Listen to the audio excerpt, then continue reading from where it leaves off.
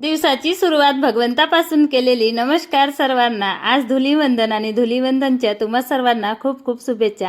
आता दरवर्षी होळी आमची जोराचीच राहते, पण यावर्षी आम्हाला काही कलर खेळायचं नव्हतं, कारण मागच्या वर्षी माझ्या चेहऱ्याला पूर्ण रॅशेज आले होते. म्हणून म्हटलं फक्त गुलालाने आपण होळी खेळू, पण कलर काही लावणार नाही. आता आमची इकडे छान मस्त गुलालाची होळी खेळून झाली आणि मग आज मी स्वयंपाकामध्ये छान असा मटनची भाजी बनवली होती आणि चिकन.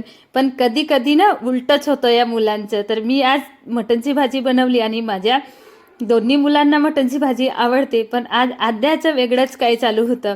ते म्हणजे मी आज मटनची भाजी नाही खाणार. आता मुलं कधी कधी असे त्रास देतात, मला टमाटरची चटणी पाहिजे.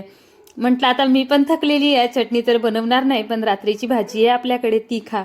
आणि तिला रात्री ती भाजी भरपूर आवडली होती, म्हणून इकडे वड्याचं पाणी छान गरम करून घेतली आणि आद्याची प्लेट तयार केली. आद्याला दिलं जेवण. म्हणते मला चारून सुद्धा द्या. म्हटलं मी तर नाही, पण चल बस, तुझे पप्पा तुला आज जेवण चारून देतात.